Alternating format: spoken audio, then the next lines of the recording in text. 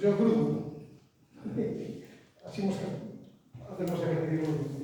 una ensalada. Me estoy pegando una panzada, estoy comiendo la lechuga a toda pastilla porque tengo que plantar los tomates. No me queda sitio. ¿Tienes lechuga ya y eso? Bueno, vamos a ir empezando recordando un poco la clase del otro día acerca del neorrealismo, posimpresionismo, porque en la década de 1880 pues, van a surgir otras corrientes que van a defender sobre todo una visión más individualista del artista. Vienen a considerar que la estética del impresionismo, por decirlo de alguna manera, les limita bastante y van a defender pues, una visión más personal e íntima del arte.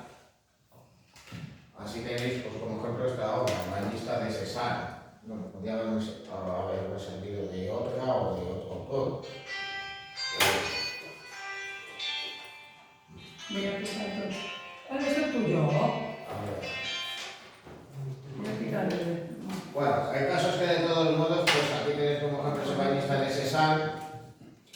Claro, si hubiera sido una obra de Renoir, ¿qué es lo que estaríamos viendo? Aparte de que él lo que tenía era preferencia hacia la representación de mujeres desnudas.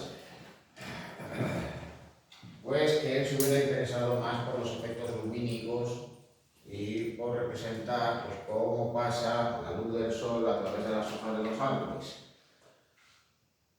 Sin embargo, en el caso de Cézanne, su planteamiento es más personal y se aleja de esa visión racionalista de los impresionistas.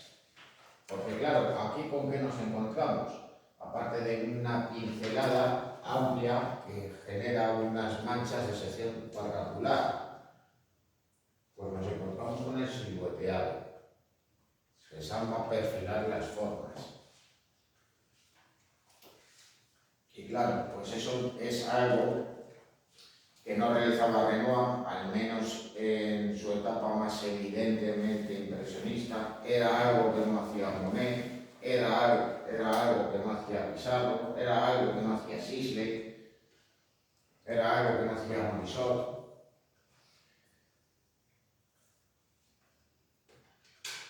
Todo ello pues, va a repercutir en ese mayor subjetivismo que va a conducir a que estos artistas vayan a ser el puente entre el impresionismo y el arte de las llamadas vanguardias de la primera mitad del siglo XX. Por ello nos vamos a encontrar con obras donde va a estar presente un uso arbitrario del color y también una deformación expresiva de las formas. No va a haber ese empleo de los colores en función de las teorías de Chevreul. Cézanne lo conocía bien, al fin y al cabo era contemporáneo de los impresionistas, pero sus ideas sobre cómo había que realizar una obra de arte van a discrepar. No digamos ya en el caso de Van Gogh, como tenéis ahí. Van Gogh va a deformar expresivamente las formas y sobre todo va a utilizar de manera muy expresiva y arbitraria el color. En esa obra, Recuerdos del jardín en Etel, como Grèce Arles.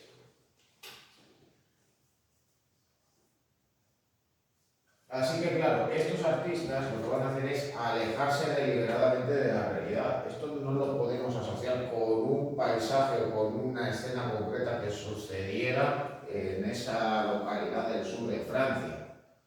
Evidentemente, pues no nos vamos a encontrar con esos colores que tienen esa fuerza expresiva en la realidad, aunque también hay que decirlo. Van Gogh, cuando se traslada al sur de Francia, pues digamos que ve ante sus ojos una auténtica explosión de color, una mayor luminosidad. Pero claro, él la interpreta, no la representa en la realidad, porque al fin y al cabo en el sur de Francia también en sus últimos años vivía Renoir y evidentemente esa obra no se va a a un lienzo de los pintados o de hecho autor impresionista. Bueno, luego también este retrato nos va a servir como ejemplo para relacionarlo con el arte de vanguardia. Quien aparece ahí es el marchante Ambroise Vollard. Bueno, si Durand Ruel había sido el marchante de arte que había ayudado a poner en valor la obra de los impresionistas y había sido su sustento económico en aquellos momentos en los que estos autores pasaban por dificultades cuando todavía no se habían consolidado, Vollard va a ser una figura fundamental para divulgar la obra de estos artistas posimpresionistas, en especial la de Cézanne y también la del arte de las vanguardias de inicios del siglo XX.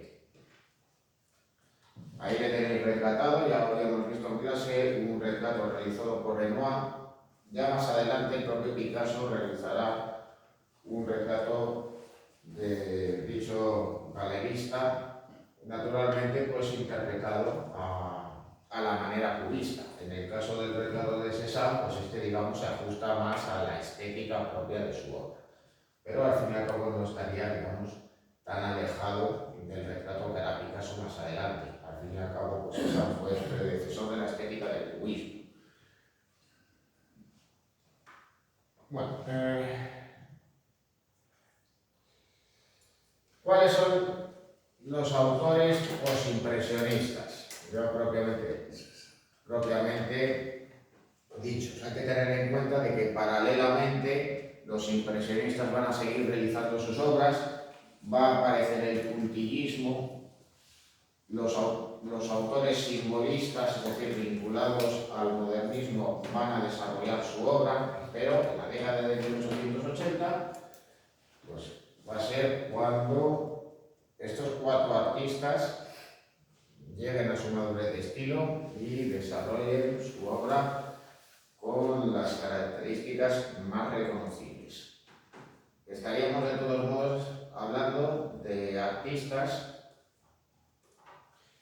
de diferentes generaciones, pero que de todos modos alcanzan su madurez en la década de 1880, desarrollan también su obra en la de 1890. Son, por tanto, Vincent van Gogh, Paul Gauguin, Henri de Toulouse-Lautrec, a que veis de todos modos pues, de cuerpo completo, reconociendo pues, esa escasa estatura que tenía, y Paul Cézanne, de todos ellos el de mayor edad. Luego, de todos modos, ahí tenéis a Paul Gauguin, tenéis a José Languia, porque de los dandies decadentistas de la época, al fin y al cabo, pues también estuvo relacionado con artistas del llamado Art Nouveau, como el Edouard Forsmucha. No penséis que solamente se relacionó con Van Gogh hasta acabar pues literalmente a tortas con él.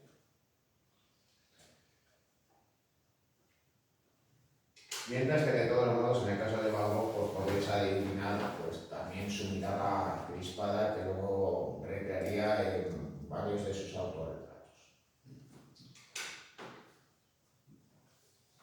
Acerca de Paul Cézanne.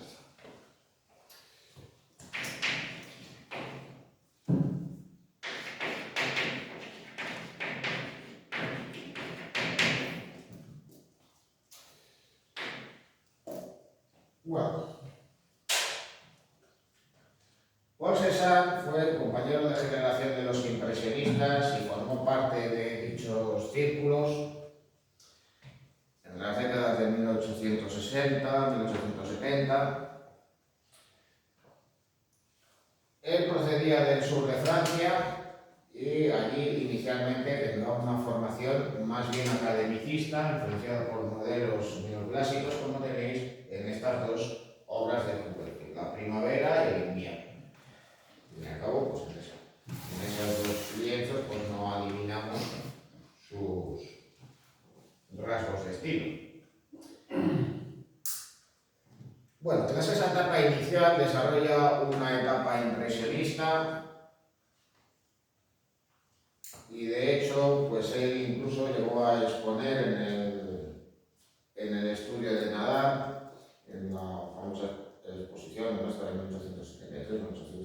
1873-1874, con esa crítica sarcástica de Louis Legrand que otorgó el título de impresionistas a estos pintores.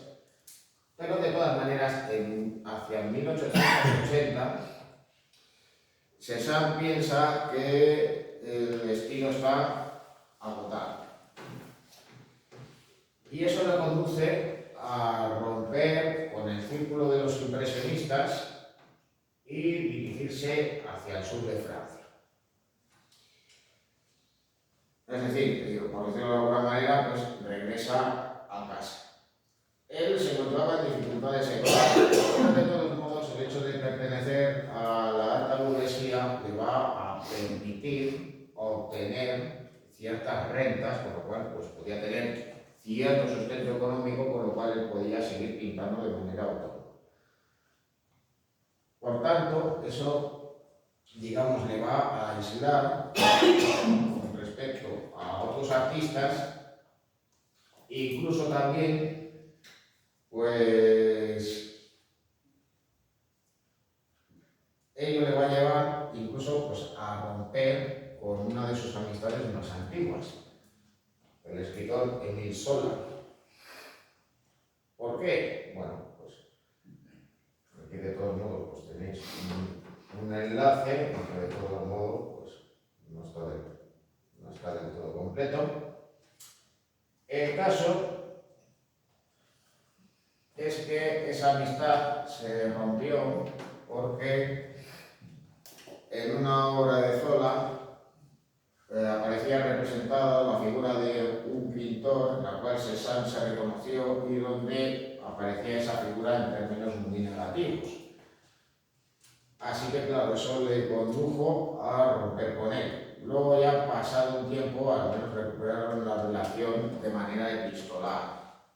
En el caso de todos los modos, el hecho de aislarse de esos círculos artísticos va a hacer que tenga una mayor introspección sobre su obra y por tanto haya un cambio de estilo con el cual, digamos que su obra se va a convertir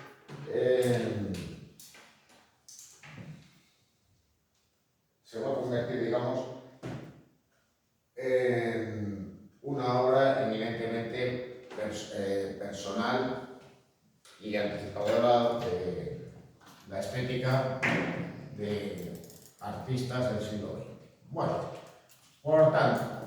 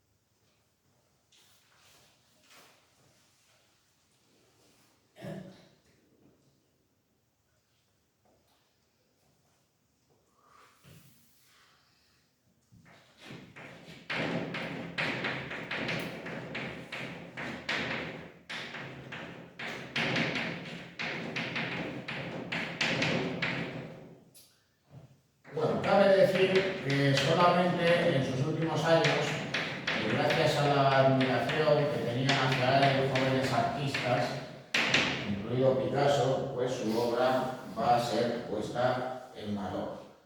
También es cierto que el hecho de que se encontrara en el sur de Francia, pues hacía pues,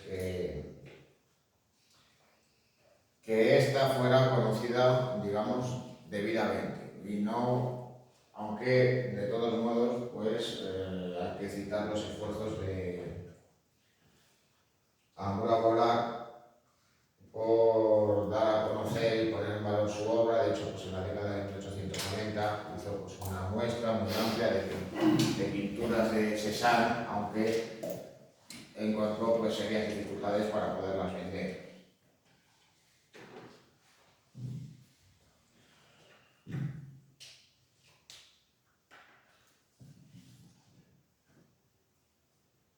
Bueno, pues ¿por qué se vio cómo se desarrolla la obra de Cézanne? En primer lugar,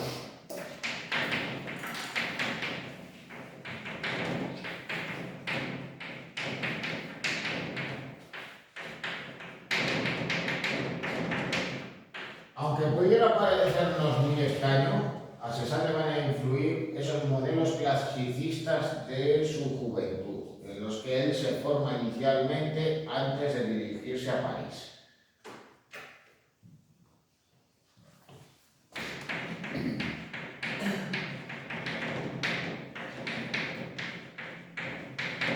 En especial, Nicolas Poussin. Bueno, ¿y qué tiene que ver ese pintor del siglo XVII que viene a preceder la estética de la pintura neoclásica con la obra de un artista que hasta cierto punto viene a preceder la estética de la abstracción y de la pintura cubista? Bueno,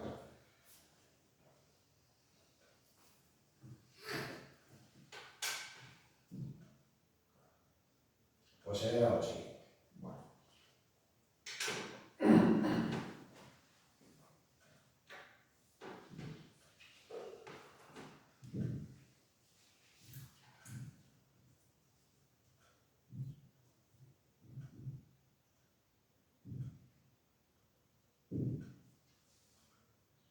Bueno, aquí tenéis la pintura más conocida de Nicolas Poussin, que es In Arcadia Ego, en Arcadia Story.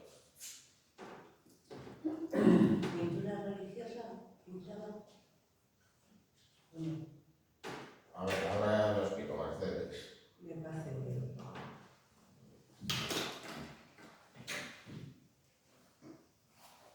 Bueno,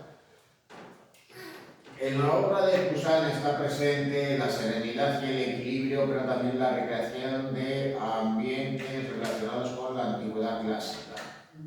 Es decir, va más allá de la simple representación de escenas mitológicas, históricas, creando, digamos, una suerte de espacio y tiempo ideales donde está presente la serenidad, el equilibrio, también reconocible en sus composiciones. Naturalmente, pues este pintor lo que va a anteceder es, por ejemplo, la obra de pintores como David y otros neoclásicos. Pero ese gusto por la composición y por esa reinterpretación de la realidad, Poussin, al fin y al cabo, se desinteresa de esas representaciones naturalistas de los barrocos y prefiere realizar obras como esta, van a ser tenidas en cuenta por Cézanne en sus representaciones.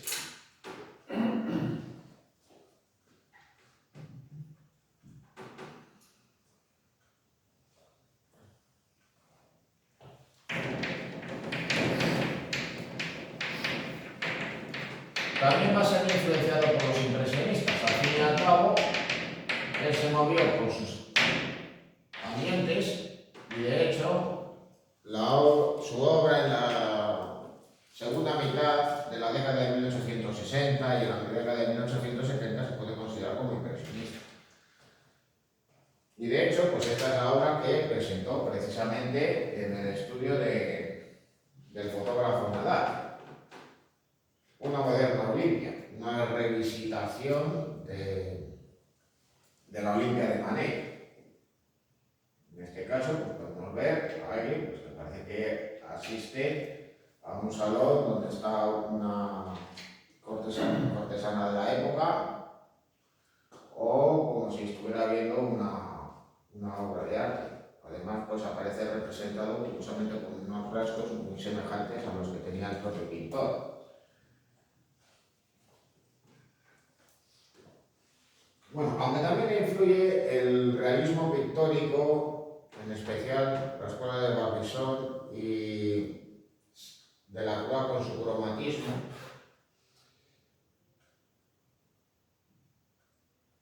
la influencia del impresionismo va a ser más que evidente.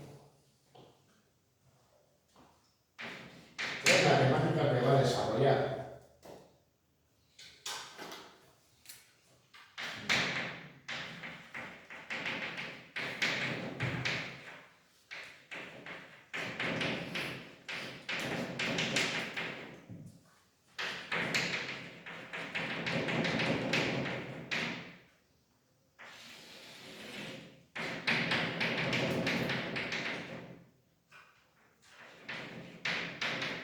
Bueno, va a realizar una temática tradicional propia del impresionismo,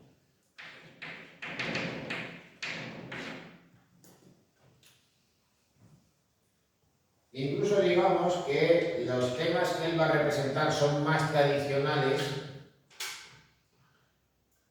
que en el caso de otros autores, es decir, que no nos vamos a encontrar, pues, por ejemplo, con esas escenas intimistas propias de Renoir, o esa recreación de los ambientes, de los teatros y los músicos de gas.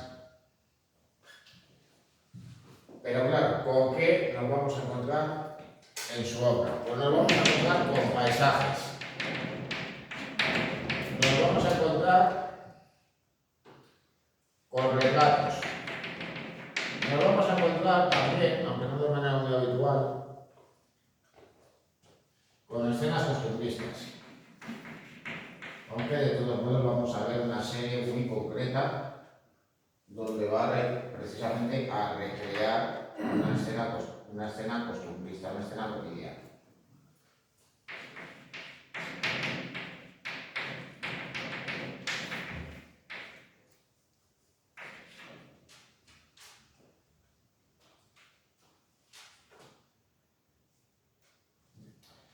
Va a realizar cuadros de bañistas, tanto masculinos como femeninos, y por si algo es conocido, César, es decir, si hay un género en el que destaque, por el que a nosotros nos puede venir a la mente su obra, son los bodegones. Seguramente César, junto con Picasso y también Matisse, haya sido el último gran pintor de bodegones en la historia del arte. Porque al fin y al cabo. Y luego además concretamente de un tipo.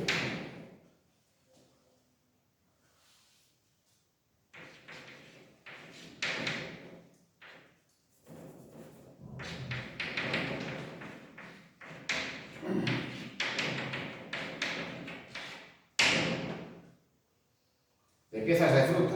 Él consideraba que, claro, las flores se estropeaban, se marchitaban.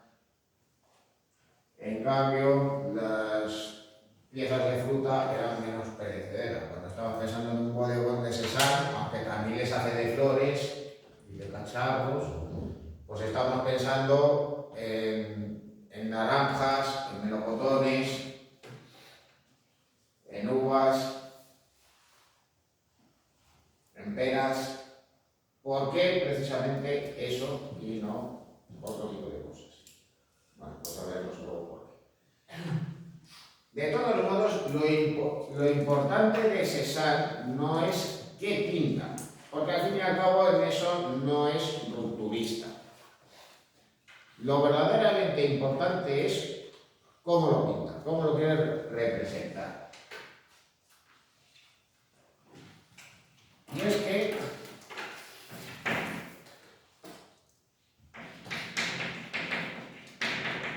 reinterpreta las imágenes que tiene ante sí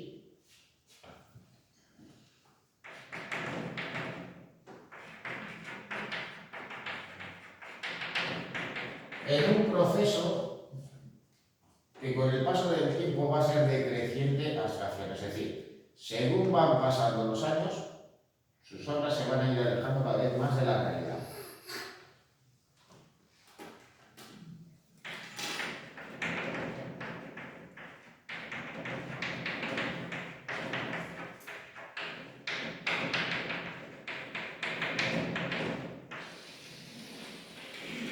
Bueno, tenéis ese retrato que tenéis a la izquierda. Joven italiana a la mesa. Nos puede parecer, digamos, que una obra tradicional, un retrato, una postura, pues un tanto informal, que nos puede recordar, pues, por ejemplo, a obras de Degas, pero de todos modos ya hay elementos, digamos, que nos pueden extrañar, como por ejemplo el tratamiento del mantel, con esas manchas características, fruto de esas pinceladas amplias que él realiza. De hecho, daros cuenta, se trata de un mantel floreado, pero nosotros apenas lo adivinamos, como se van poniendo las masas de color sobre él. Y luego además, la forma del rostro está simplificada y está perfilada. Es como si llevara una máscara. En cierto modo parece que lo que hace es anticipar precisamente esa estética que tienen los rostros de la primera etapa cubista de Picasso. Así que claro, pues cuando realiza retratos, o como cuando realiza retratos como, paisajes como esta vista de Estac, una localidad cercana a Marsella. Pues al fin y al cabo lo que hace es reinterpretar y repetir una y otra vez los mismos temas, profundizando cada vez más en su estilo. Es decir, que nos vamos a encontrar pues con una gran sucesión de bodegones, con una gran sucesión de pinturas de bañistas, con una gran sucesión de paisajes en torno a la localidad de Estac o de la montaña Saint-Victor. Y claro, pues ¿cómo va a reinterpretar la realidad? Pues en primer lugar,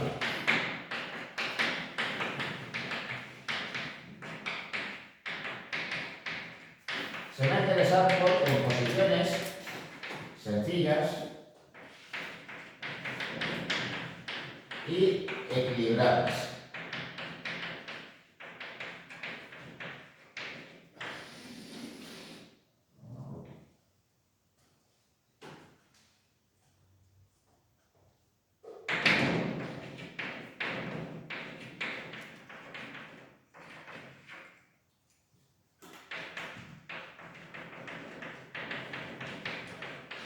César va a buscar la serenidad a través de la composición. Y claro, pues si eso se realiza a través de la composición, pues ¿con qué nos vamos a encontrar en muchas ocasiones? Pues con composiciones triangulares y también simétricas.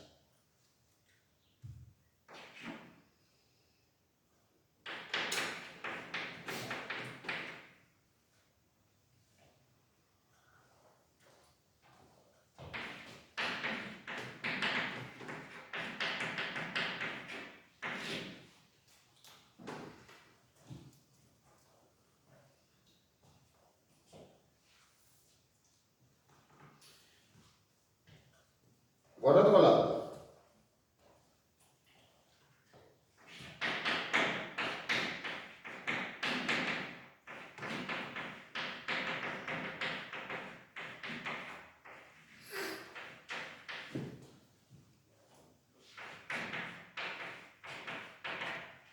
Va a poner masas de color.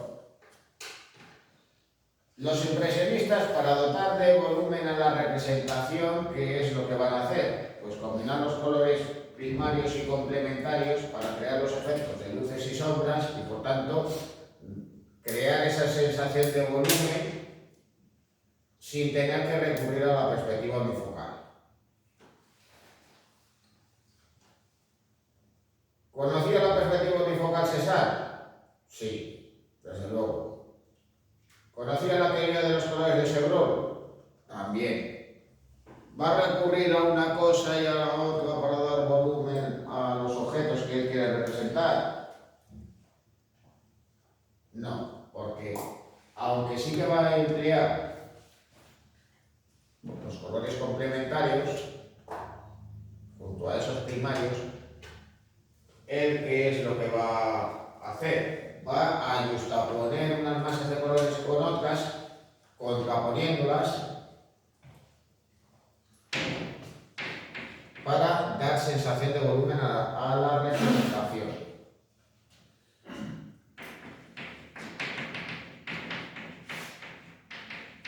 Las contrapone como medio para dar volumen a la representación.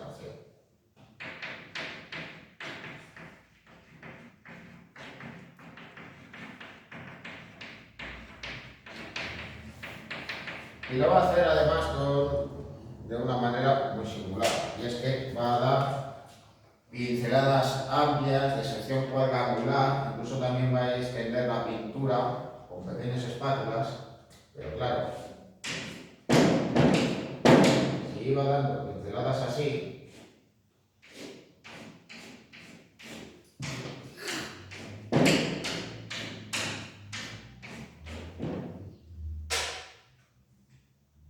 luego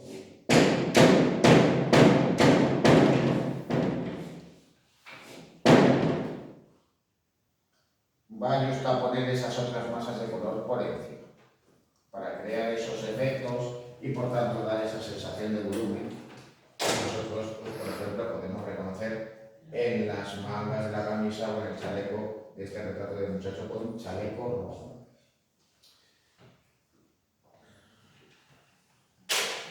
Luego, ya por último,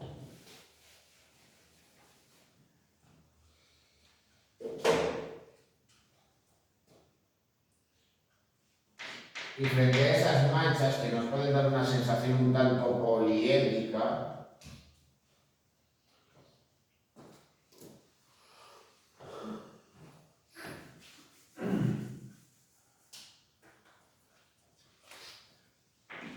el volumen a través de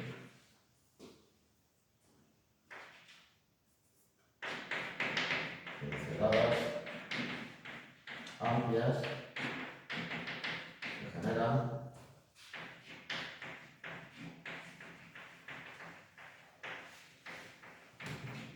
manchas de color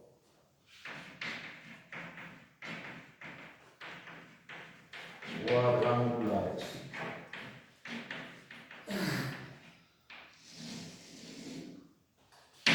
Bueno, y luego ya, por último,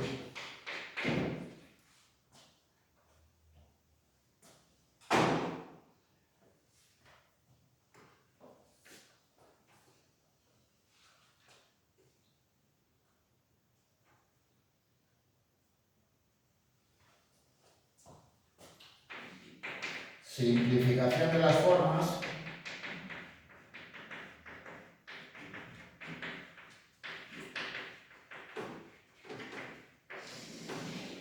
Reconocible también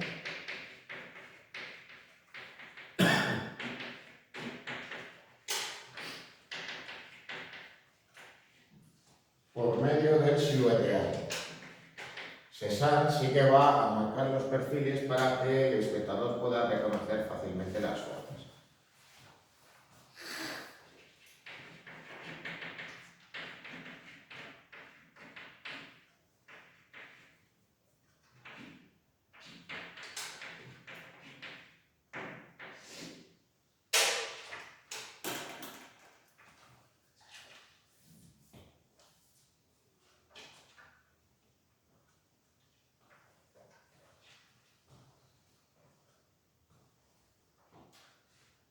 Así que, claro, ese empleo de los contornos va a alejar su obra precisamente de los presupuestos del impresionismo.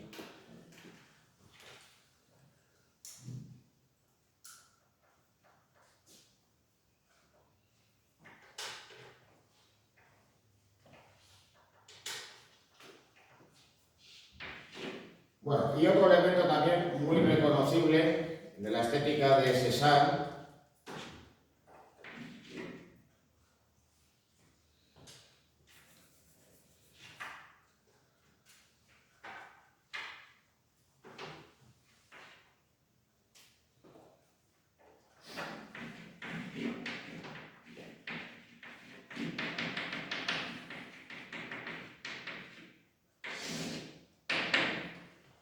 es la geometrización de las formas. Ese proceso de simplificación, según Cézanne, hacía que las formas se redujeran simplemente a la forma del cono, a la forma del cilindro y a la forma de la esfera. De ahí esa preferencia que él tiene en sus bodegones por representar esas piezas de fruta. Que esté presente las peras, las manzanas, los melocotones, las uvas, las ciruelas, como podéis de todos modos comprobar ahí.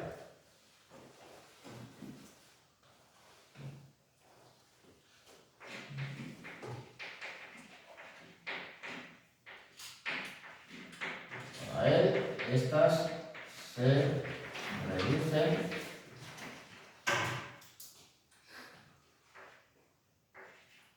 al cono, al cilindro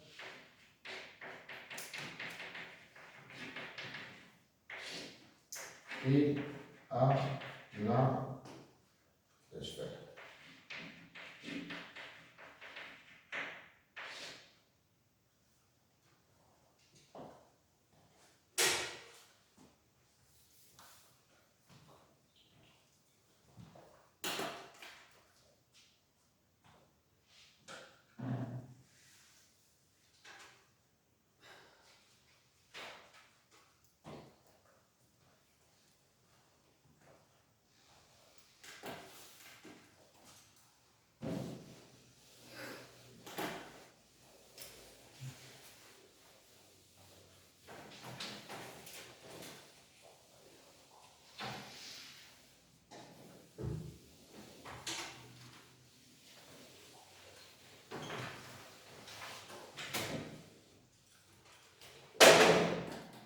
Bueno, pues estas digamos que vienen a resumir las características de este autor.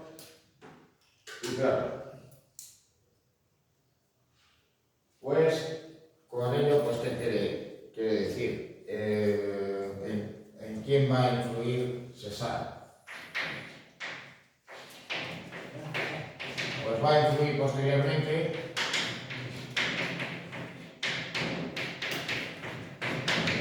de manera especial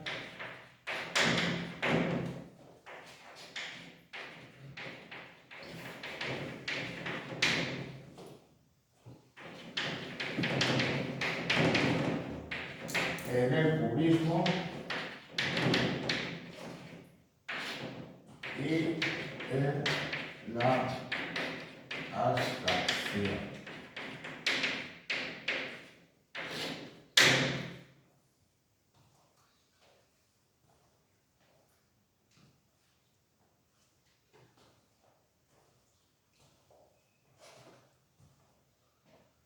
Y de hecho, pues tenéis un ejemplo de esta representación de bañistas allá por 1900. Esa simplificación de formas pues hace que dichas mujeres pues tengan un aspecto, en algunos de sus casos, pues poco reconocible como mujeres. Tampoco está presente pues, el tratamiento de la luz en esa recreación de dicho espacio y también se aleja de lo sensual y erótico.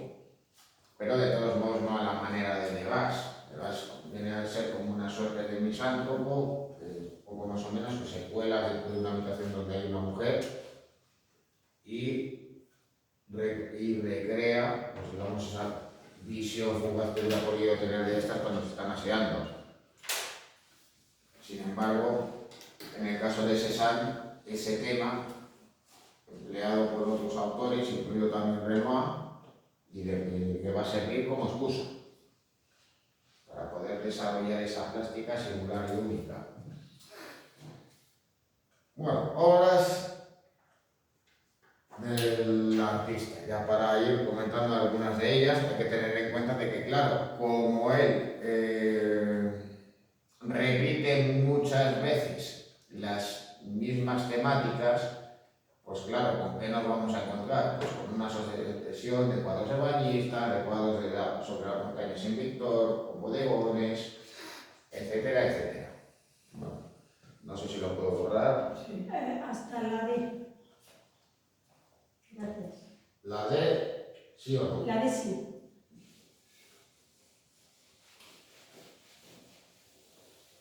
Gracias. De nada.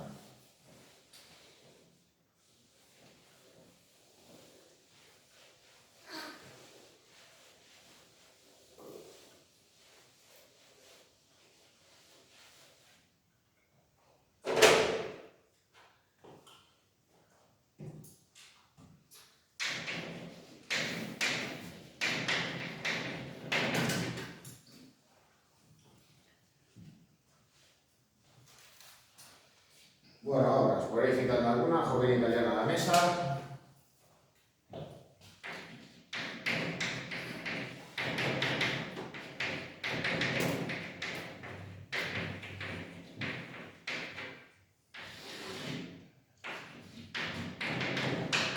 Vista de Stack.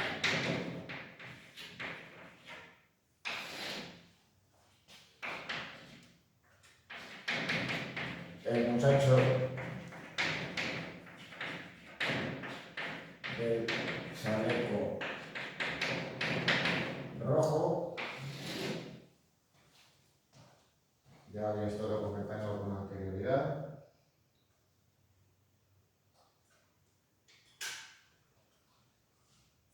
Bueno, aquí tenéis un bodegón, aquí tenéis un cupido en esa naturaleza muerta. Nuevamente volveremos a ver esa escultura de escayola en otro nuevo bodegón. Bueno, también pues con las representaciones de bañistas, pues también veremos otros ejemplos. Ya hemos visto uno con anterioridad de hombres. Y bueno, pues cómo fueron los inicios del artista. Bueno, pues esas primeras obras que él lleva a cabo, pues, en las que va abandonando, digamos, una técnica más clasicista y donde va a recurrir pues, una pincelada más amplia y pastosa, pues se viene a denominar como el periodo marrón, literalmente, porque predominan esos tonos ocres antes de su establecimiento temporal en París. Desde estas obras, pues ¿qué cabe señalar? Pues que va a recurrir precisamente a ese tipo de temáticas que luego van a estar presentes en su obra: naturalezas muertas, retratos, paisajes, etc. Además, pues por ese Además, de todos modos, curiosamente, muy pronto va a recurrir a una simplificación de formas, aunque en este caso, pues lo que hacía era dar pinceladas amplias y pastosas que, en cierto modo, pues venía a ser reflejo de su interés por la pintura de los románticos, pero también conocía pues cómo era la manera de pintar de Edouard Manet. Bueno, de estas obras, pues de todos modos, pues cabe citar este retrato, el de su propio padre. Ahí lo veis, leéis un periódico. El más caro sería, me imagino. Sería Lecky, que es el de Francia. Bueno, es un chiste muy malo, ya lo sé. Bueno, ya en la década de 1870, pues evidentemente la obra que va a realizar Cézanne es netamente impresionista, y así lo podéis reconocer en estas obras. esta vista de Douai-Champs, esa localidad cercana a París, representada también por otros autores. Luego, esta vista de Auvers, en este caso, pues la realiza cuando regresa al sur de Francia, temporalmente, y el estanque. Bueno, ya evidentemente pues esas inquietudes personales que va a desarrollar de manera sistemática más adelante, como ya he mencionado antes, pues van a estar presentes. Y ahí veréis pues este cuadro con 3 bañistas y abajo a la izquierda pues esta naturaleza muerta con una sopera. Hay que tener en cuenta de que con el paso del tiempo Cézanne va a ir simplificando elementos y, entre otras cosas, los bodegones van a ser más sencillos, van a contar con menos elementos. Y claro, por Abergre entonces, ¿qué es lo que hace? Pues literalmente abre una ventana y representa al fondo un paisaje. Esto ya posteriormente sería algo bastante menos imaginable, que incorpore esos elementos secundarios a la hora de representar las naturalezas muertas. Bueno, y luego, pues entre los retratos que realiza por aquel entonces, pues uno de los más destacados es este, el de Victor Chauvet. También, pues al igual que otros artistas, Cézanne se va a autorretratar en múltiples ocasiones, y ahí tenéis pues uno de ellos, un retrato con panel de color oliva. Ya por aquel entonces, pues el artista rompe con los impresionistas y se dirige hacia el sur de Francia, con lo cual los paisajes que nos vamos a encontrar pues son los del sur de Francia. Estas rocas cercanas a la localidad de Stac y una de las primeras representaciones que va a realizar del monte o de la montaña de Saint-Victor.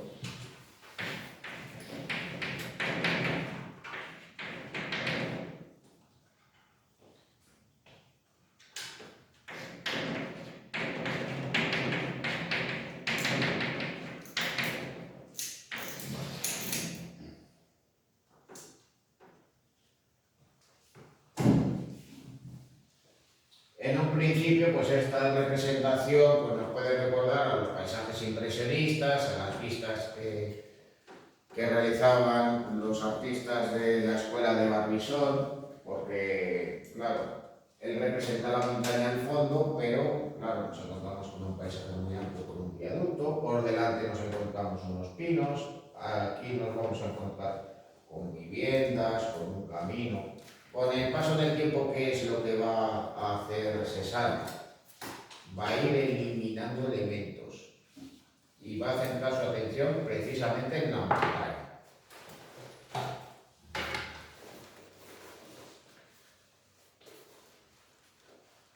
Bueno, en los retratos pues también va a experimentar con las formas, como ya os había mencionado, y claro, va a simplificar los rostros, va a perfilar los elementos que representa, va a recurrir a esas masas justapuestas de color. Y no deja de ser curioso, de todos modos, esta obra. Márquez de Carnaval.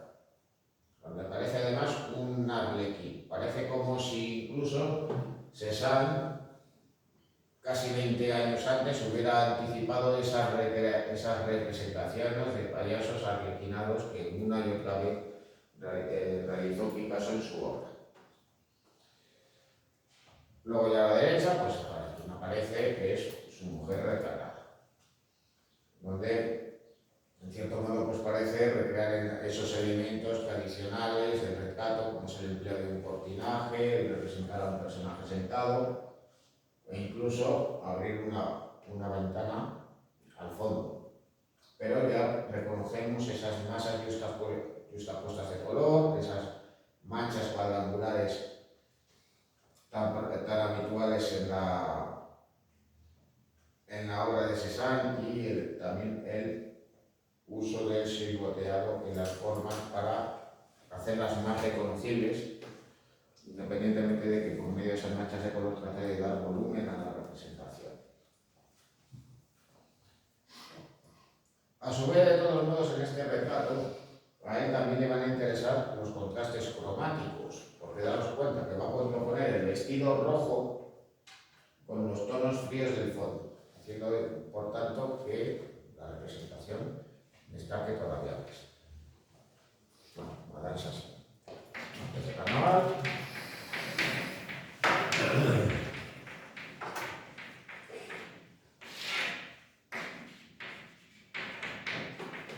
Madame Cézanne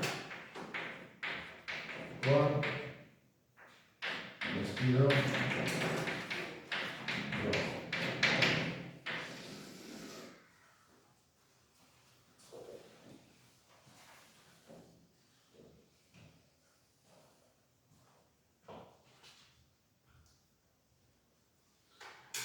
Bueno, si ya en las obras anteriores habíamos adivinado esa simplificación de formas, en el retrato que tenéis a la izquierda y en el bodegón de la derecha, podemos, digamos, anticipar más.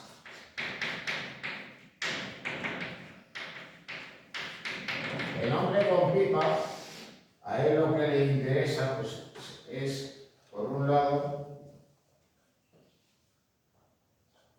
el estudio compositivo que tiene para crear una escena donde, pese a introducir diagonales, predomine la sensación de equilibrio, por lo tanto da una cierta sensación de simetría. ¿Cómo lo va a conseguir? Bueno, tenéis ese formato alargado.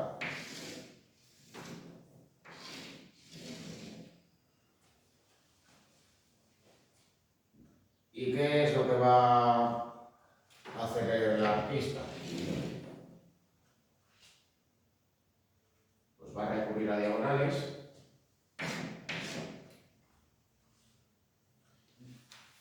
Pero por otro lado también va a incorporar elementos que den esa sensación de equilibrio en la composición, como por ejemplo la introducción de un bodegón a la izquierda.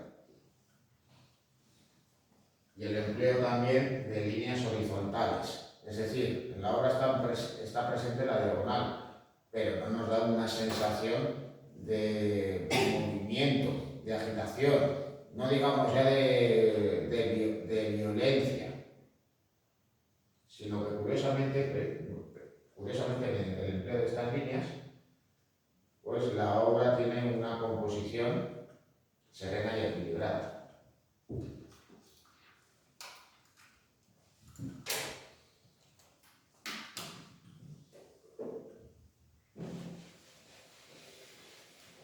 Bueno, más conocido que el bodegón que habíamos visto con anterioridad, tenemos esa naturaleza muerta con querubín o cupido con escayola.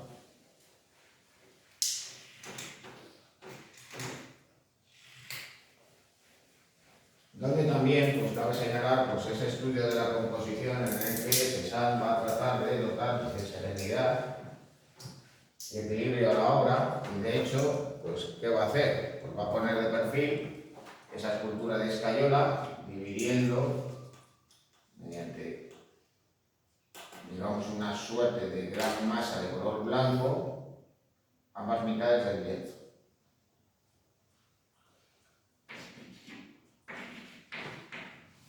Muestra.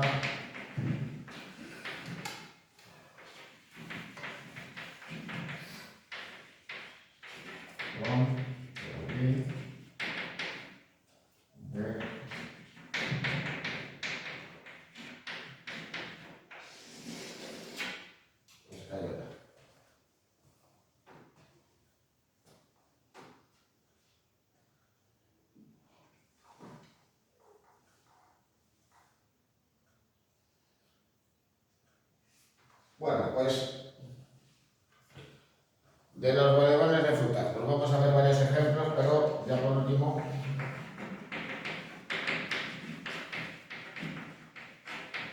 como habrá destacado, vamos a ver uno en particular. Bueno, ese yo no sé si os suena.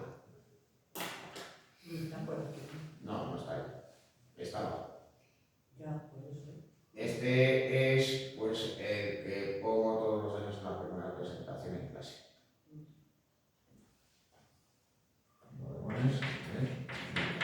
Bueno, daros cuenta con la diferencia progresiva que nos vamos a encontrar en los bodegones de Cézanne, en la que cada vez va a ir reduciendo elementos, va a prescindir de elementos anecdóticos, daros cuenta. El fondo de la estancia. Podemos pensar que se trata de una habitación con las paredes pintadas de blanco. Simplemente va a recurrir a una mesa con un mantel donde están dispuestos los diferentes elementos. Las piezas de fruta sobre un cesto, la botella de vidrio y unos panecillos. Y claro, pues ¿qué es lo que le va a interesar? Pues esa representación de esas formas cónicas, esféricas y cilíndricas. Claro, las formas esféricas son reconocibles, evidentemente. Las propias piezas de fruta.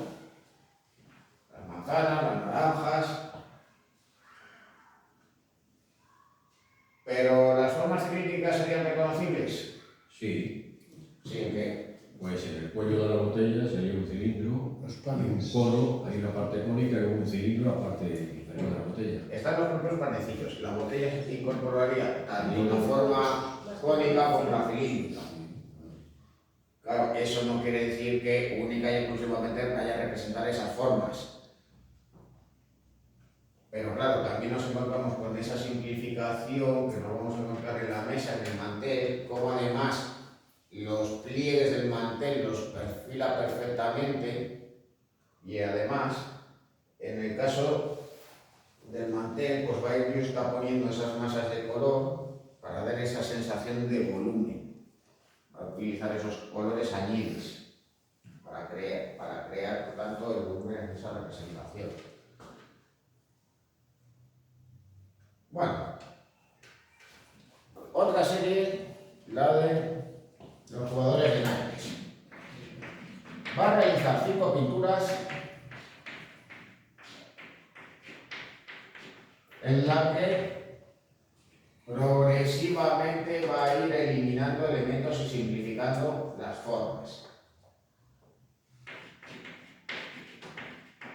Así que, en un primer lugar, pues viene a recrear, digamos, una escena que pudiera suceder en una taberna de la época, con unos jugadores, también personajes, que asisten a dicha partida, pero claro, ya en la segunda versión, ¿qué es lo que hacen? Pues quitan personaje y quitan tapete. Y el cuadro, el fondo. Luego ya en la segunda, pues aparte de eliminar el cortinaje y el personaje que está asistiendo a la partida, así como uno de los participantes, pues simplemente se quedan 2 de ellos. Y nuevamente, estos van a ser representados. Ahí no se ha cambiado la mesa, también. También, de todos modos, lo que hace, digamos, es estudiar de nuevo y, claro, representa a los personajes de un tamaño mayor. Pero, claro, finalmente, a la obra, la última versión tiene este aspecto. ¿Qué es lo que busca? Simplificar las formas y realizar una composición simétrica. Los dos personajes aparecen en una postura idéntica. Eso sí, de todos modos, pues respeta el sombrero que tienen las versiones anteriores y uno de ellos pues sigue fumando en pipa. Y para literalmente dividir el cuadro en 2 mitades, pues va a emplear una cortina. Así que claro, los personajes cómo se vienen a disponer. Una suerte de W, imaginaria, donde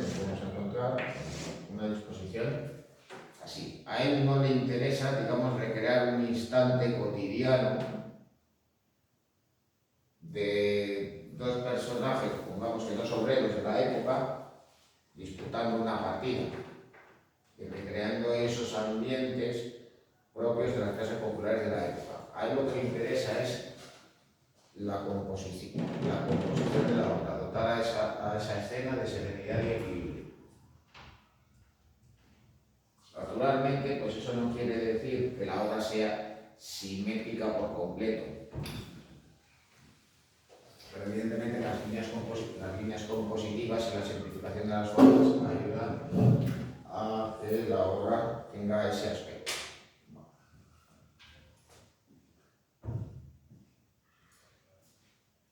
Bueno, más obras de Cézanne. Ahí tenéis otro bodegón, en este caso el bodegón con cortina.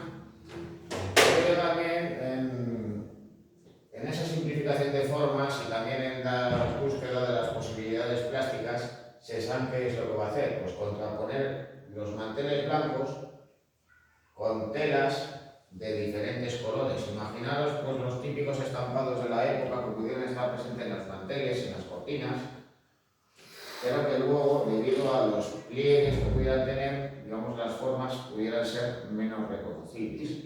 Eso le va a servir a Cézanne para justaponer masas de color que luego van a perfilar y realizar, digamos, una suerte de elementos, digamos, caleidoscópicos o poliédricos, que en cierto modo nos pueden parecer hasta decorativos y que también hasta cierto punto nos pueden parecer como un elemento abstracto que va a incorporar a la obra. Todo ello, pues nuevamente, pues, con la representación de estos manteles blancos y la simplificación de elementos, va a ir prescindiendo de cosas, con lo cual, pues, la vajilla es escasa. Simplemente hemos incluido dos platos y una jarra. Nos encontramos con simples piezas de fruta, unos melocotones y unas naranjas. Bueno, unos melocotones, yo diría que no son melocotones.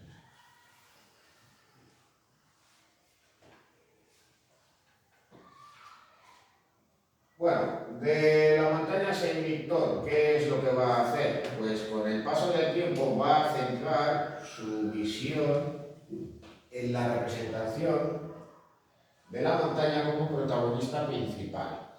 Si la visión de los realistas a la hora de recrear paisajes es realizarlos uno tal cual se encuentra ante ellos, y si hay objetos como por ejemplo simples árboles que se encuentran por delante del pintor, pues los va a representar. Sin embargo, Cézanne va a ir prescindiendo de esos elementos secundarios y va a centrar la atención sobre la montaña, recreando pues una gran masa de aspecto triangular que va a ser la protagonista de la obra y que se va a contraponer con las diferentes masas de color. Su color blanquecino se va a contraponer con el azul del cielo, con el verde de la vegetación y con el marrón de las rocas.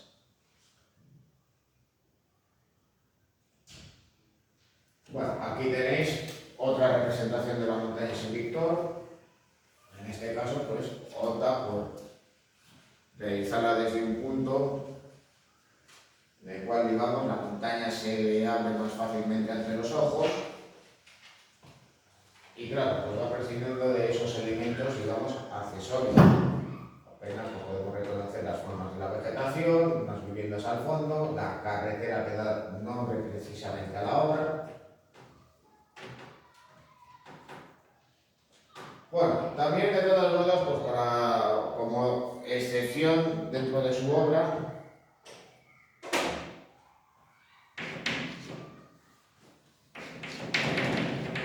y que también teniendo en cuenta que nos puede chirriar esta representación. Perdona, ¿son carabelas o Bueno, calaveras? Calaveras. Pirámide de calaveras.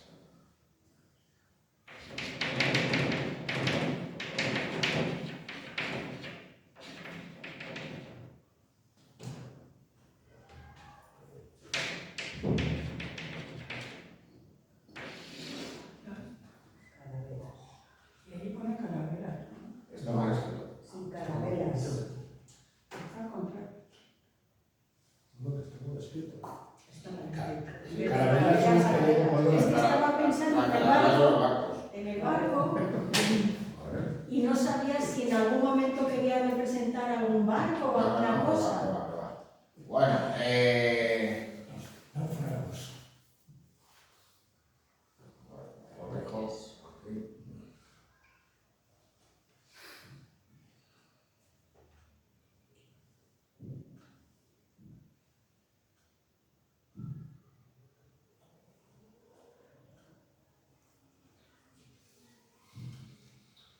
Claro, en este caso pues podemos pensar que es una obra, digamos, excepcional, porque sería una naturaleza muerta en el sentido literal de la palabra. No nos vamos a encontrar ni con manzanas, ni con naranjas, ni con melocotones, pero claro, ¿cómo es la forma de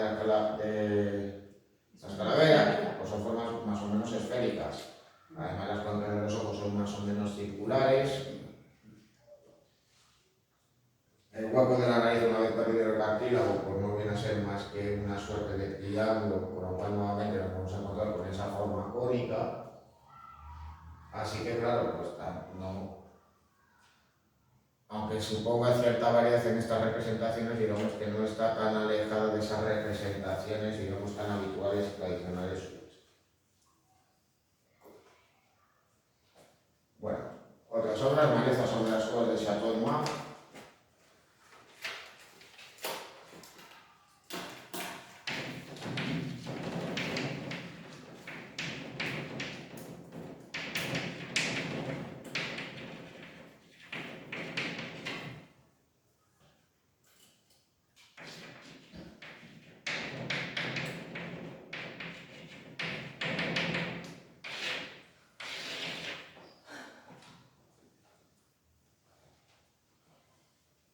Claro, en este caso pues representa, digamos, un paisaje un tanto frondoso, un roque al fondo, las cuevas que se encuentran también más bien tapadas, pero claro, cuando vemos una obra de este tipo, cuando vemos este paisaje, pues sus formas apenas las reconocemos. Estamos con esas juxtaposiciones de formas que se perfilan y que le dan a ese paisaje un aspecto más bien abstracto. Luego a la derecha pues tenéis otro de sus retratos, Mujer en Azul, donde vamos a buscar también la contraposición de las masas de color. El azul o añil de la vestimenta de la mujer con los tonos entre parduzcos y rojizos del resto de la escena.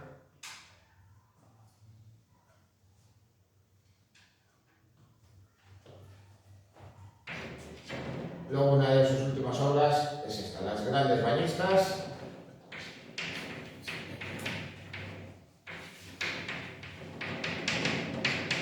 Donde nuevamente va a recurrir a esta temática tan habitual de los pintores del siglo XIX, incluso también a inicios del siglo XX, pero a él evidentemente no le interesa una representación realista.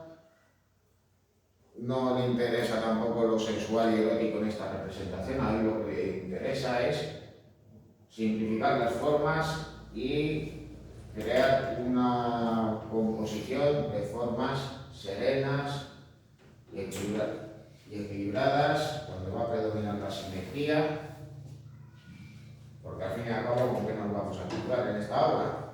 Pues literalmente con un colosal triángulo equilátero, disponiendo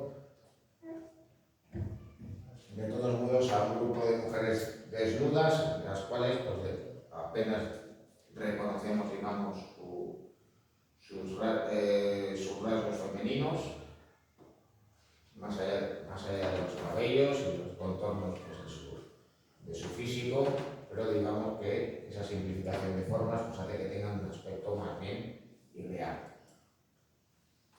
Tres triángulos. Claro, nos vamos a encontrar con esa juxtaposición de triángulos. Luego también, curiosamente, aunque claro, para evitar de todos modos que la pintura sea demasiado plana y demasiado simétrica, pues va a poner unas figuras a un lado y a otro, pero claro, pues básicamente ¿cómo lo podemos encontrar?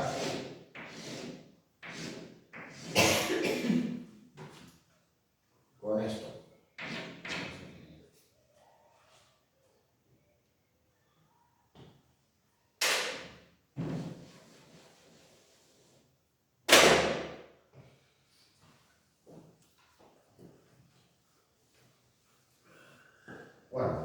también, pues otra de sus últimas representaciones también correspondía a esta montaña Saint-Victor, donde esta vez, pues nuevamente nos vamos a encontrar con esas masas de colores justapuestos, dividiendo pues el lienzo en dos grandes masas de colores.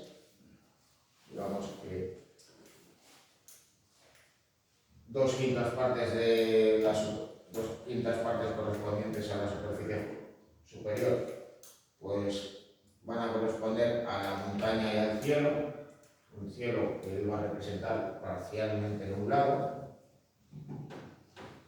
y los 3/5 restantes, los inferiores, pues van a responder a la representación del paisaje, con los campos de cultivo, la vegetación, viviendas, pero de todos modos pues nos encontramos con esas masas de color extendidas, con esas pinceladas amplias que generan esas manchas cuadrangulares que él parcialmente va a perfilar y que hacen que tenga, pues digamos, esa visión, digamos, como de cuadros que se van juxtaponiendo unos a otros y que dan una sensación de volumen, pero que le dan también esa estética tan singular que se aproxima a la que luego desarrollarán los cubistas en los primeros años del siglo XX.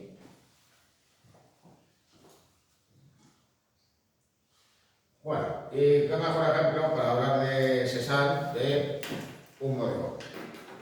En este caso, bodegón con manzanas y naranjas.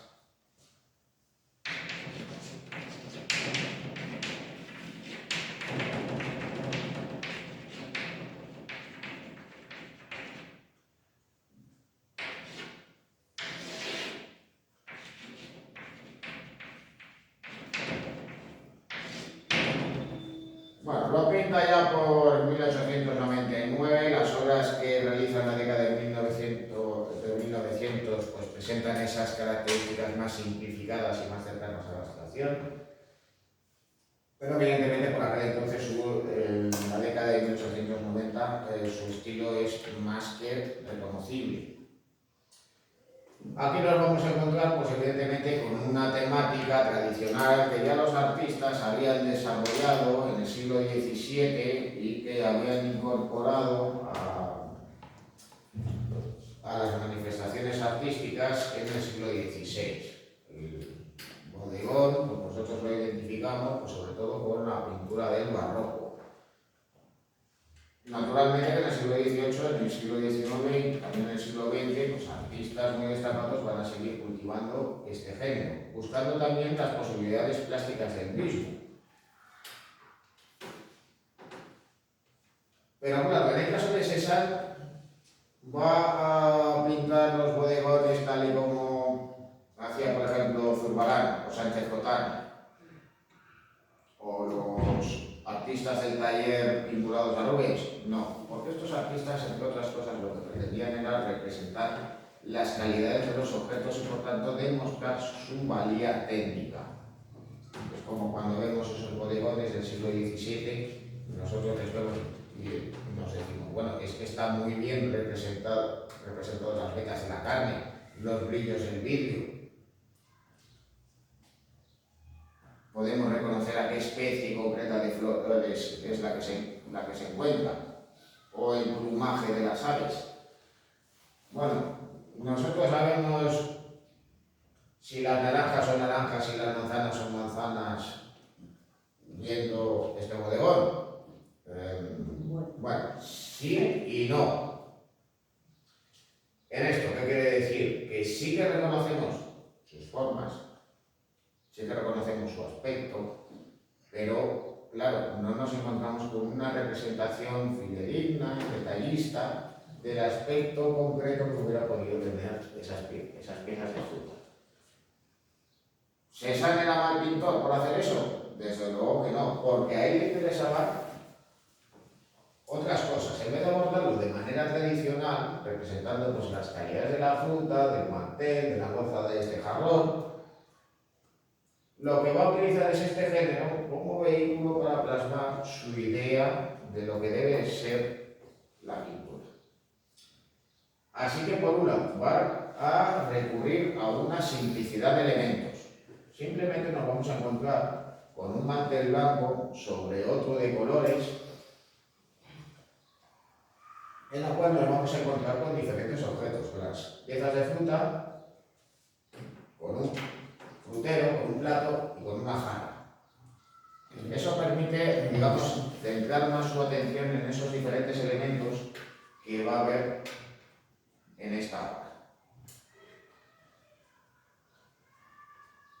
Le van a interesar sobre todo, por un lado, la representación de volúmenes puros, especialmente en las piezas de fruta, y también le va a interesar dar volumen a la representación juxtaponiendo esas masas de color sin tener que recrear los efectos lumínicos de la luz natural. Por ello también, para generar efectos de sombra, pues va a juxtaponer esas masas de color y buscando también emplear esas masas de colores más puros con otros complementarios para generar esos efectos de volumen. De hecho, pues en las masas de color blanco, que se va a hacer es juxtaponer esos tonos violáceos y grisáceos para generar esos efectos de luces y sombras. Pero de todos modos, aún así, pues hay que señalar cómo va a limitar las formas para que éstas sean reconocibles, perfilándolas, no ya solo en las piezas de fruta y en las vasijas, sino también en el mantel y en sus formas. Bueno, pues si fuera esto, pues si no fuera esto suficiente, y también teniendo en cuenta de que ya había habido artistas también impresionistas que habían hecho eso, para que nos quede más clara esa visión de lo que él quiere representar en el bodegón, va a combinar dos puntos de vista. Es decir, vamos a ver la escena vista de frente y vista desde arriba a abajo. Así que, por tanto, va a combinar dos puntos de vista, lo cual hace que esta obra, también con las características que tiene, con esa simplificación y esa geometrización de la representación, vaya a anteceder la estética del cubismo. Porque, claro, los cubistas combinaban múltiples puntos de vista en una misma obra. Cézanne, en este bodegón, también lo va a hacer.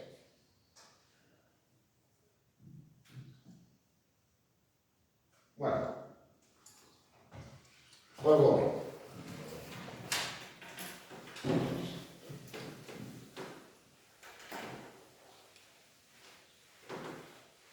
bueno, la carrera de Paul Gauguin es muy singular.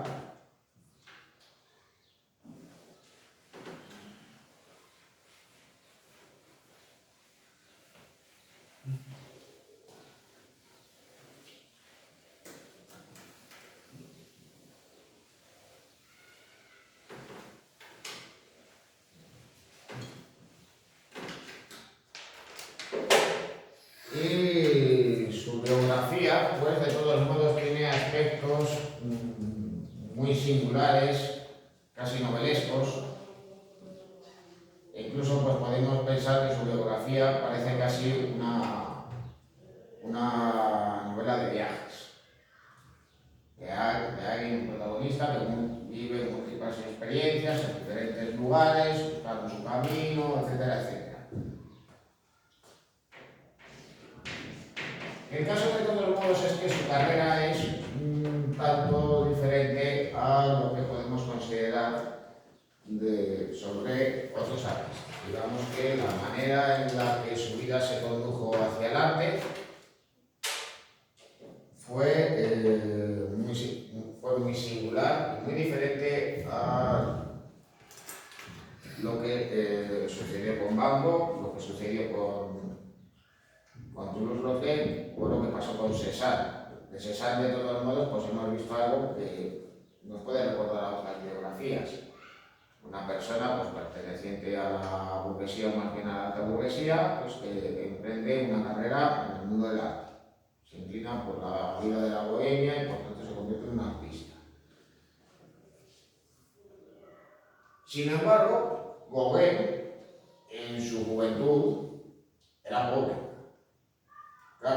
otros artistas pobres que emprenden una carrera artística, pues sí que los hemos visto. Pero en el caso de Gauguin, ¿qué es lo que hizo primero? Pues primero se hizo rico.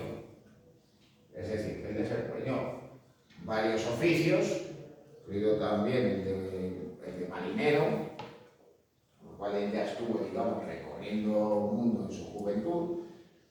Y el caso es que de todos modos, pues, consiguió de todos modos establecerse, convertirse en corredor de bolsa, y su posición económica, ya contando con más de 30 años, era más que estable.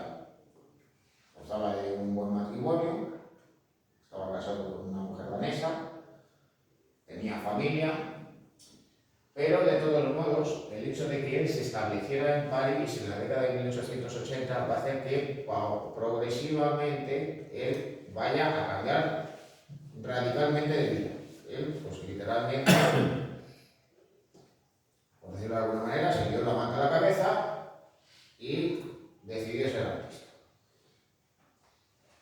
¿Cómo tuvo lugar, digamos, ese cambio tan radical?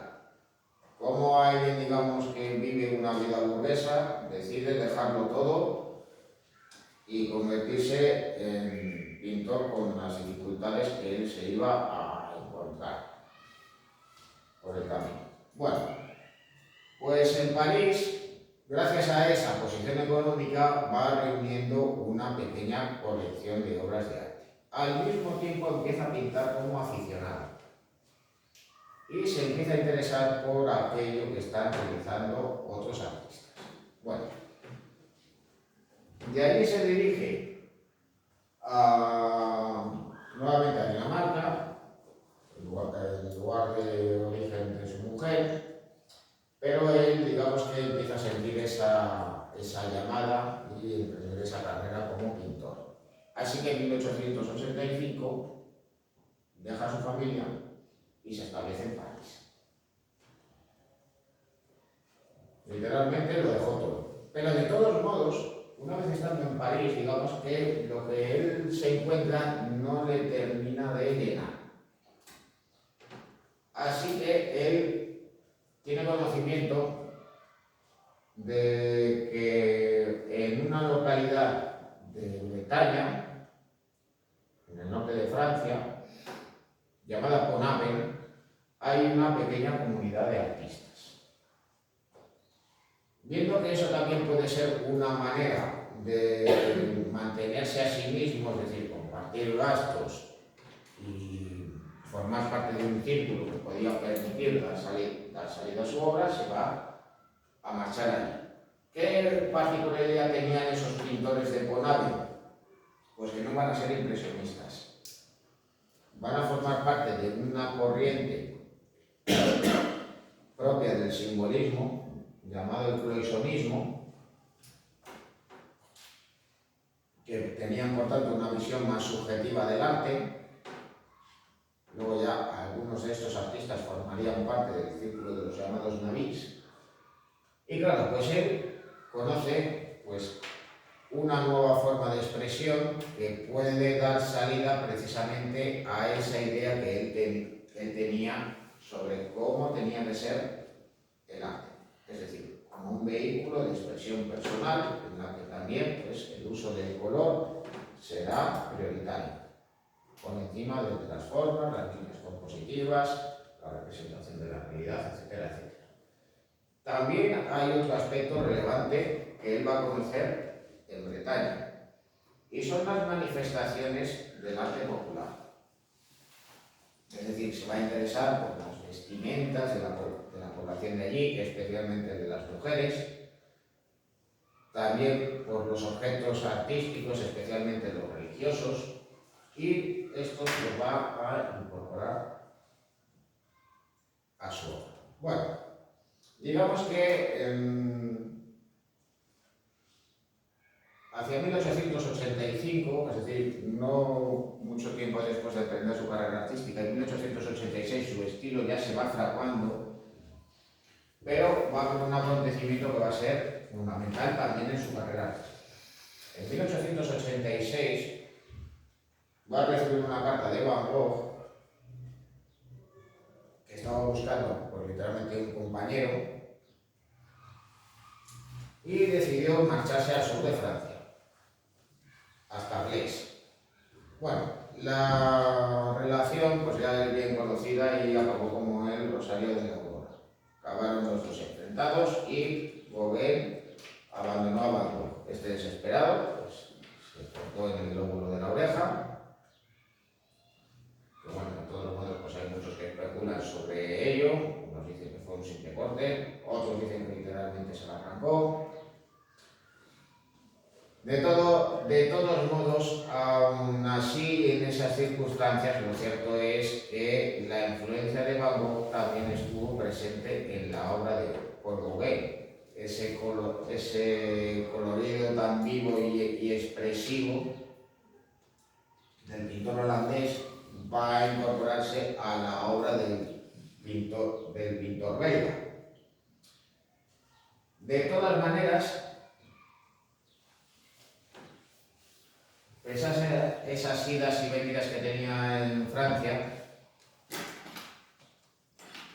a Gauguin, digamos que todavía sentía que le faltaba algo.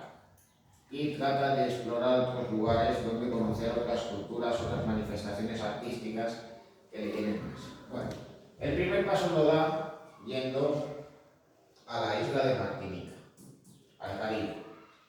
Y allí, claro, pues allí conoce pues las formas de vida de la mayoría de la población que era de origen africano, que por tanto pues descendían de antiguos esclavos. No contento con esto, y tras haber permanecido un segundo periodo de tiempo en la región de Bretaña, en 1891 decide marcharse a las islas Tahití. Bueno, esto puede parecer como que, desde nuestro punto de vista, que fuese una decisión, un capricho de alguien con una enorme cantidad de dinero que quiere vivir en un paraíso tropical. Pero por aquel entonces era poco más o menos que irte a la luna.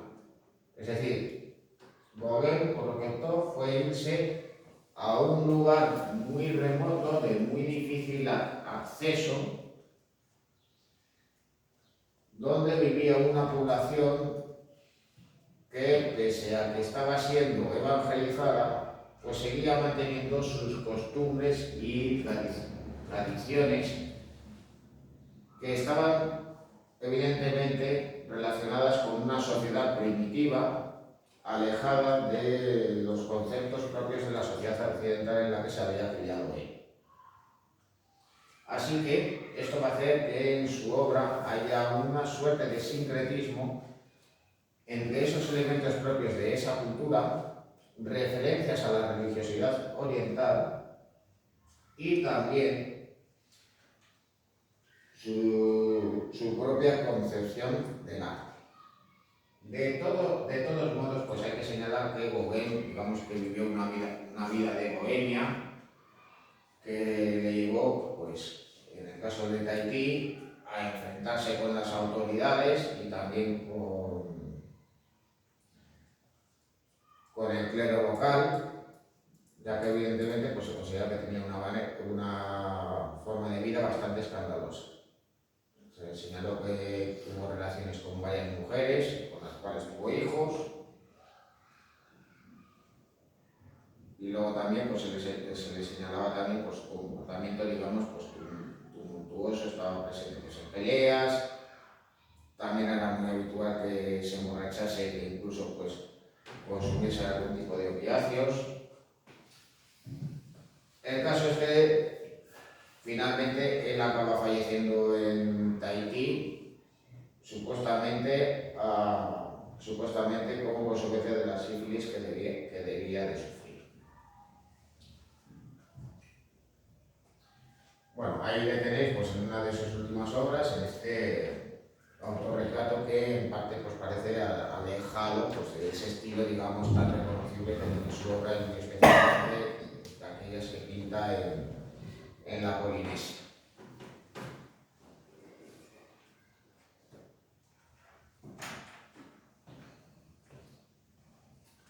Acerca de Gauguin.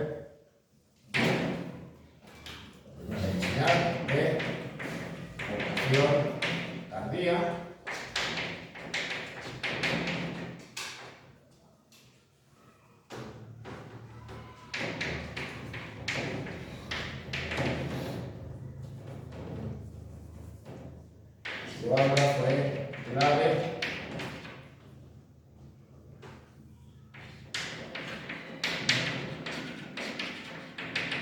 el establecimiento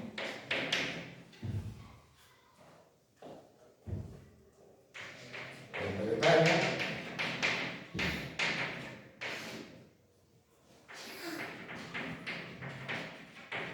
Se vinculó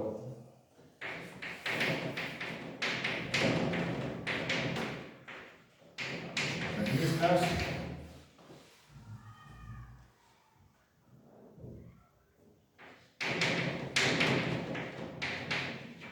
del colaboracionismo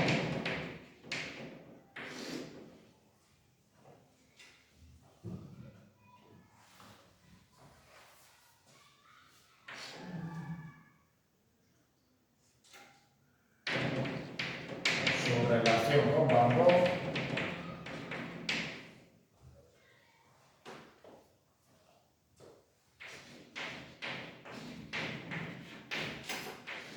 y sobre todo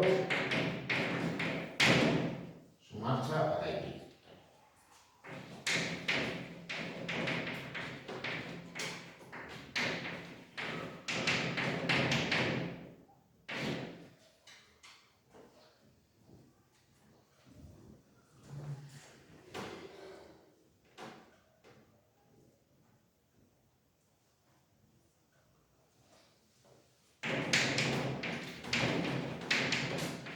Lo que le facilitó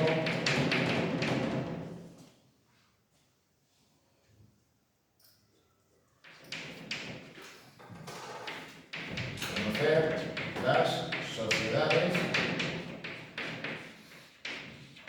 y el arte público.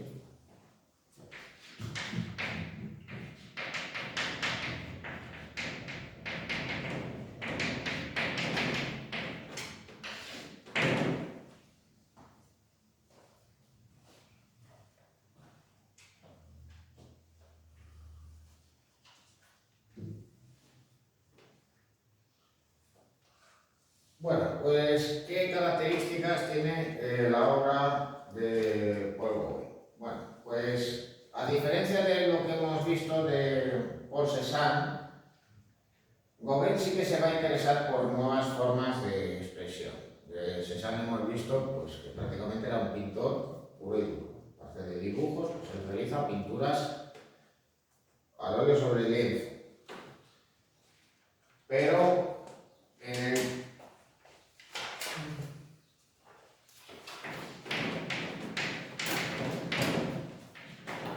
en el caso de Gauguin,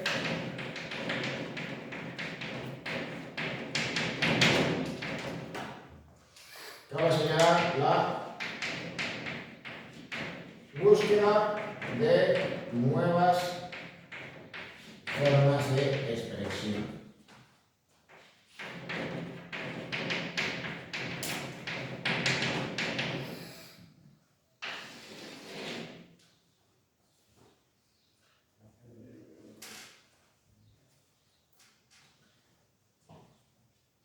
A él no solo le bastaba con realizar pinturas y dibujos.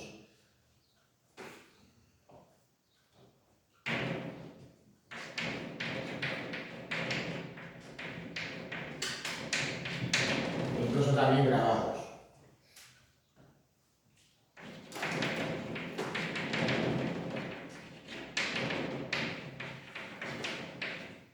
Bueno, en unas ocasiones, además, Gauguin lo que va a realizar son grabados con planchas de madera y en otras ocasiones con planchas de piedra. Va a realizar xilografías y va a realizar también calcografías. Por si no fuera esto suficiente, también va a recurrir a una tercera técnica. ¿Y qué va a ser? Monotipos en acuarela. Es decir, que va a recurrir a la técnica de grabado, pero que luego también pues, va a hacer esas tintadas.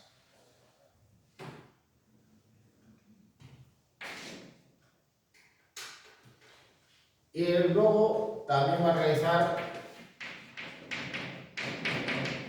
esculturas de madera. Pero claro, teniendo en cuenta su gusto por las manifestaciones de esos pueblos primitivos y de las formas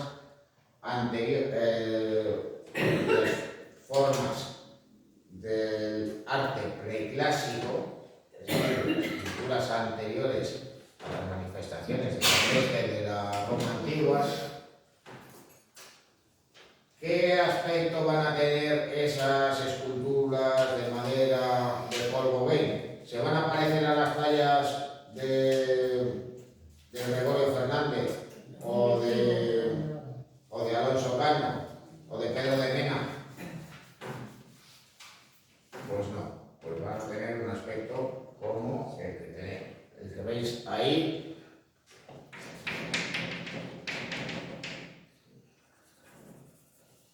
Y claro, pues se van a tratar de asemejar a los tótems y a las manifestaciones de esos pueblos.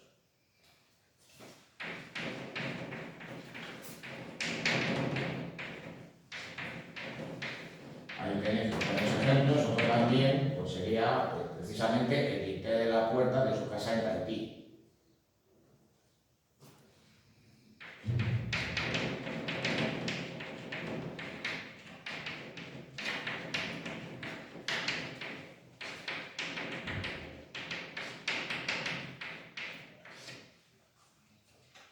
Y claro, pues esto pues daros cuenta que es una manifestación pues precisamente de esos intereses artísticos y personales que tiene el artista.